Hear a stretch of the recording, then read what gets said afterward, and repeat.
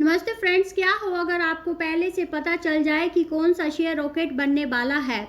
Stock market ऐसा कड़वा सच है जो आम रिटेल निवेशक कभी नहीं समझ पाते, लेकिन बड़े बड़े प्रमोटर्स इसे बखूबी जानते हैं। कल मार्केट में ऐसा ही धमाका हुआ।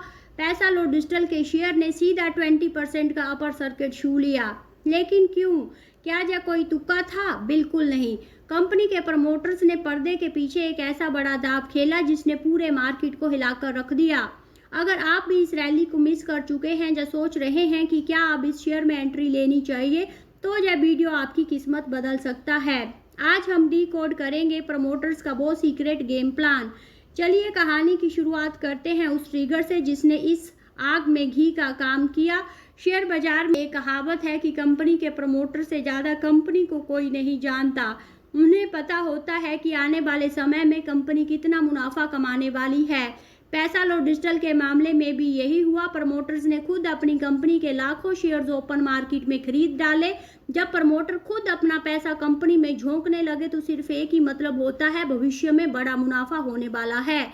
जैसे ही यह खबर मार्केट में फैली, बड़े बड़े इंस्टीट्यूशनल इन्वेस्टर्स और रिटेलर्स इस शेयर को खरीदने के लिए टूट पड़े। नतीजा, देखते ही देखते सेलर गायब हो गए और शेयर पर 20% का ताला यानी अपर सर्किट लग गया।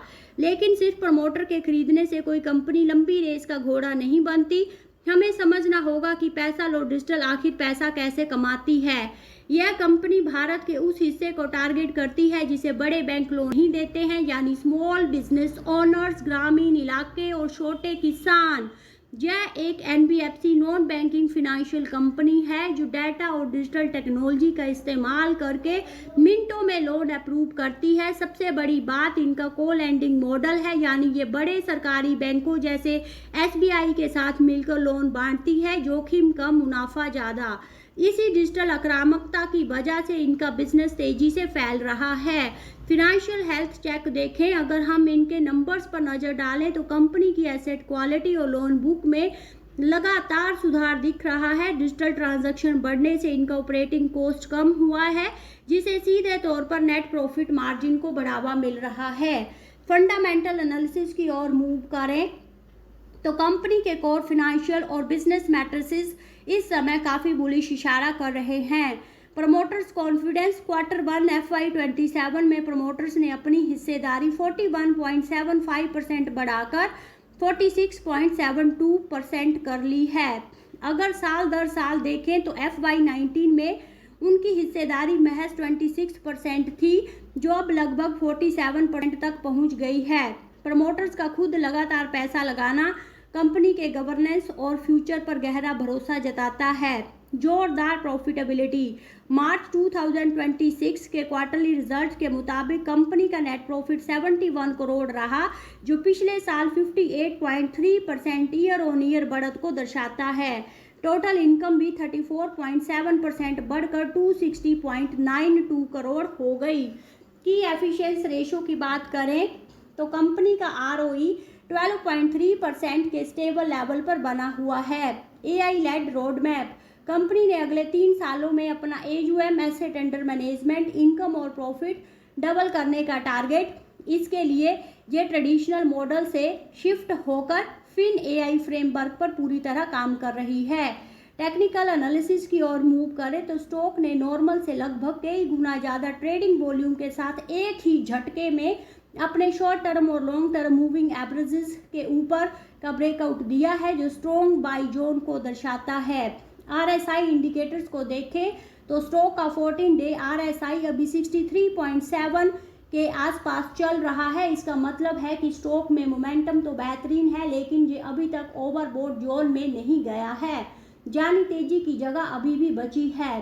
की लेवल्स की ओर मूव करें तो इमीडिएट सपोर्ट पिवट चार्ट के हिसाब से 59.4 और 57.8 पर एक बेहद स्ट्रॉन्ग सपोर्ट जोन बन चुका है। इमीडिएट रेजिस्टेंस की ओर देखें तो अगला टेम्परेरी बैरियर 75 से 82 के जोन में दिख रहा है।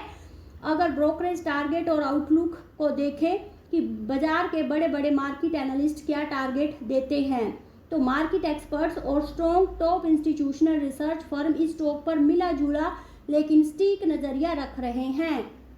JM फाइनेंशियल न्यूट्रल रेटिंग देते हुए 72 का टारगेट दे रहे हैं।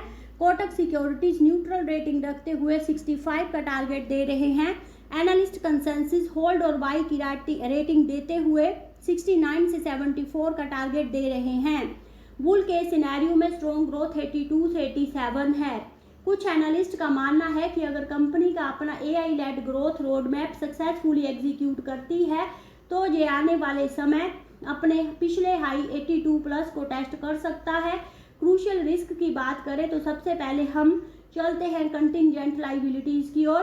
कंपनी पर 212 करोड़ रुपए से ज़्यादा की टैक्स रिलेटेड कंटिंजेंट लाइबिलिटीज और पेंडिंग लिटिगेशंस हैं, जिसे ट्रैक करना जरूरी है। एसेट क्वालिटी, पिछले कुछ क्वार्टर में इनका ग्रोस NPA 0.21% से थोड़ा बढ़कर 0.99% हुआ है, जिसे मैनेज करना इनके लिए बड़ी चुनौती होगा। तो फ्रेंड्स, ये था पैसा लो डिजिटल का पूरा कच्चा चिट्ठा। प्रमोटर्स ने तो अपना पैसा लगाकर बड़ा दाव खेल दिया है और स्टॉक 20% के सर्किट पर खड़ा है, लेकिन मार्केट में कभी भी अंधाधुंध पैसा नहीं लगाना चाहिए। क्या आपको लगता है कि ये स्टॉक अगले कुछ दिनों में 85 के टारगेट को टच करेगा या फिर यहाँ से प्रॉफिट बुकिंग आएगी? स्क्रीन पर नीचे कमेंट बॉक्स में अपनी राय जरूर दें। आपका क्या सोचना है मुझे कमेंट बॉक्स में बताएं।